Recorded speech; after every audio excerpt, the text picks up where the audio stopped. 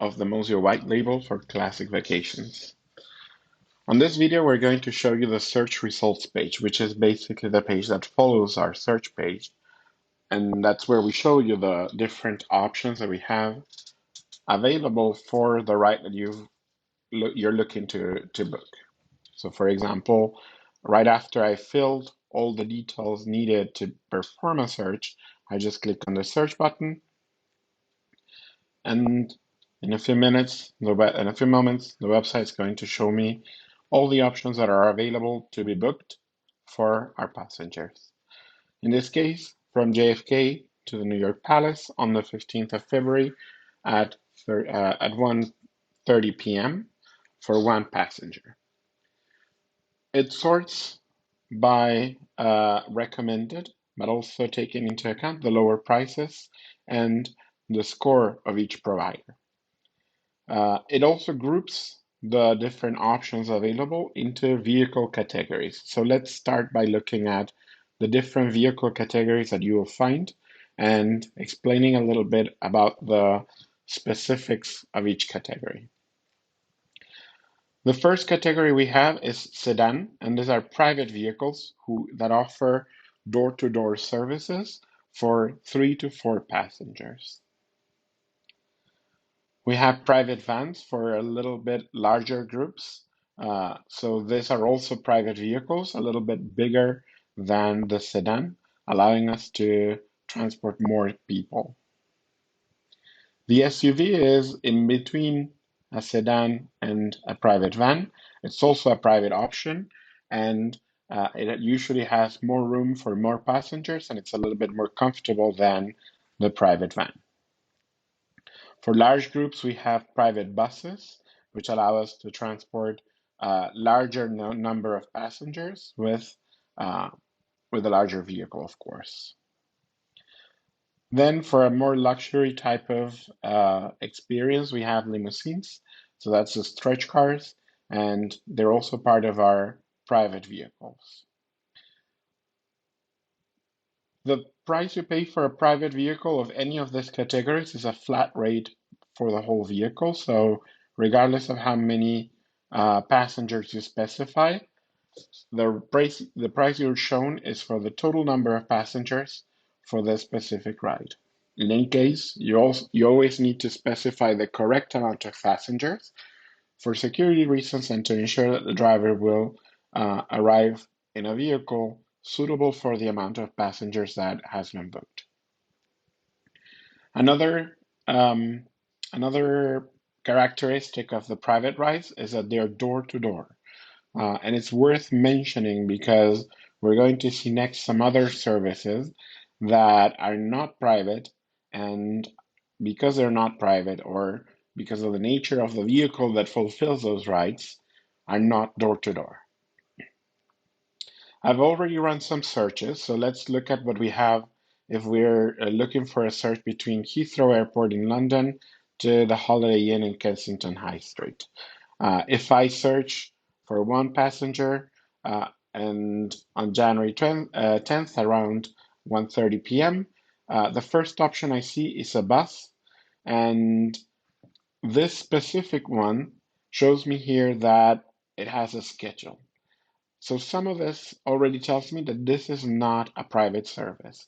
It's a large bus, but it's telling me that it's up to 30 passengers. Each passenger gets to bring one piece of luggage, and it's $9.10. It also shows me here that the ride is from Heathrow Airport Terminal 2 or 3, and it goes to Victoria Coach Station. And from there, my passenger will need to get to their hotel. In order for the passenger to get to the hotel, they'll need to do 1.93 miles more. So almost 2 more miles between Victoria Coach Station and the Holiday Inn in Kensington High Street.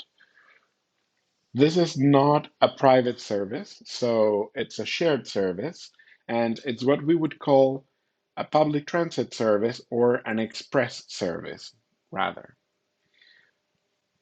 Express services are usually running between airports and the city and usually have more than one stop in the city. In the specific case of National Express, they stop at the end of the route at London Victoria Coach Station, but they may have additional stops along the way throughout London. If we look at, for example, Stansted Airport in London too, we see that we have the Stansted Express. The Stansted Express is an airport train. So the customer needs to get to the Stansted Airport train station, and which is inside the airport, by the way. And from there, the train will get them to Liverpool Street train station. It is also shared because uh, the passenger hops in the train with the rest of the people who are also riding the train, and they all get to their destination. The advantage probably being the fact that um, there's less traffic than if you're riding a bus, right? The bus, uh, it's 55 minutes from Heathrow Airport. Um, and the train from Stansted Airport is 47 minutes. Something to take into account is that the bus, typically from Stansted Airport, which is currently not being shown, probably because it's not available to book that far in advance. It's usually 2 hours from Stansted Airport to London City. So sometimes an express train makes more sense in the fact that it's easier to, or it's faster than the bus that needs to go through traffic. So express trains and express buses have that specific characteristic that they're shared services and also that they are not door to door, right? So the passenger doesn't get dropped off at their destination, they get dropped off at a specific drop off location at the city, usually near the hotel that they're staying at. In all the cases, we'll show you here on the search results page how far from the actual destination the drop-off location is. And that last part is with a little man walking little icon there because it means that the passenger needs to find a way to get to their destination by themselves, be that by taking a taxi or by taking the subway, a bus, or walking sometimes. If we look at the third tab or the fourth tab that I have open here, you'll see shared ride vans. Similar to express buses and express trains, shared ride vans are shared with other passengers, so the passenger is not riding by himself. The difference between the shared van um, and the express train or bus is that the shared van is a door-to-door service. So the passenger gets picked up from any specific location, be that the airport or the hotel, and they're taken to the exact point that they've booked, right? So if they are picked up from Cancun Airport, they will be dropped off at the hotel that we've specified. And on the way back, if we're booking a round trip, they'll be picked up from the hotel and taken to the airport. Because it's shared, the passenger may be the first person to be dropped off, or they may be the last person to be dropped off. So this means that this time we have here as a ride time is very much an approximation, but it could be much longer. It could be exactly this, right? So if the passenger is among the first ones to be dropped off, their ride will be shorter.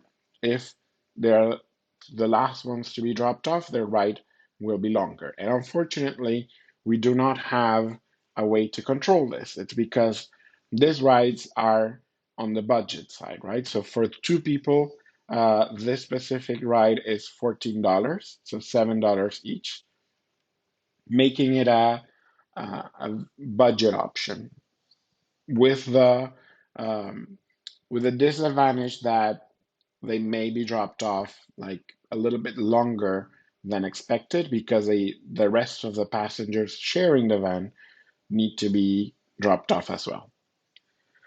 A specific characteristic of the shared services, uh, particularly when the ride is not from the airport but to the airport, is that sometimes, due to the logistics of the ride, the passenger may suffer a change in their itinerary. So, say for example, I'm going from the Rio Cancun uh, hotel to Cancun Airport, and I selected a pickup at 1:30 p.m. If I pick the shared ride van, what's going to happen is 24 to 48 hours before February 15th, so before my ride date, I'm going to be contacted by the local provider, or I will be asked to contact the local provider to reconfirm my pickup time. This means that the local provider will organize the logistics of getting everybody picked up and and driven to the airport. And according to what they organize, they will let me know if I need to be picked up earlier than what I had originally requested on my reservation. Because this is a budget service, it has those little compromises that need to be made when taking them. Next, I selected an option in Venice because, as you probably know, one of the particularities of Venice is that not all hotels are accessible by car, right? So some of the hotels are in areas that are only accessible by water taxi. And sorry, in locations such as Venice, we do have water taxi as part of the options. So when you select a water taxi, you'll see, of course, that the price is a little bit steeper than the regular options. And this is, of course, because when you're riding a water taxi from the airport, it's a whole experience in itself. So the passenger gets picked up at the airport and taken to the, the the port nearest to the airport in order to get the water taxi from that location and taken to their hotel. It is also a private service, so the rate is flat and um, it shouldn't vary according to the number of passengers that we'll be riding. But still, we need to ensure that we specify the exact number of people who will be riding that vehicle. You may be wondering, in Venice and in other locations where a body of water needs to be crossed, what happens if I book a sedan? Because a sedan is a land vehicle and it can turn into a boat in order to cross a body of water, right? So what happens in that case? In that case, what happens is that the local provider needs to and has usually arranged for for crossing the body of water, be that in a ferry or in a boat. So the passengers driven to the ferry station or to the port where they'll take the boat or they'll cross over by ferry. And if if they cross a body of water by boat, another driver will be waiting on the other side of the body of water to take them to their hotel. And if they cross in by ferry, they'll just continue with their driver to get to their destination. In any case, the private services are point to point, so the passenger gets dropped off at their hotel.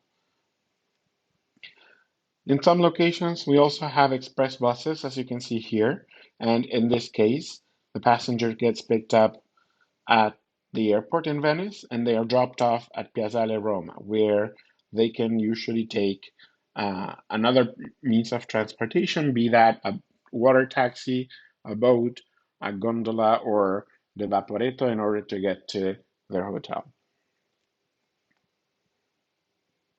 You may have noticed that for each of these categories, we have also a rating. So, for example, here the Go Opti bus has a rating of 10 out of 10, and it has exceptional as a remark. This rating is made out of all the feedback that we get from our customers and compared to the amount of reservations that this provider has in this location. So for Venice, apparently every customer that has used GoOpti has left a score of 5 stars when rating their experience. Whenever a customer rates their ride, Mozio's customer support team receives a notification and makes sure that they log all the issues that happened with that specific provider. And out of the information that our support team logs into the system, we get that rating. It's important for us to know whenever something goes wrong so we can have a rating that reflects the reality of what happens on location. That way, people can book and make an informed decision about the ride that they're booking.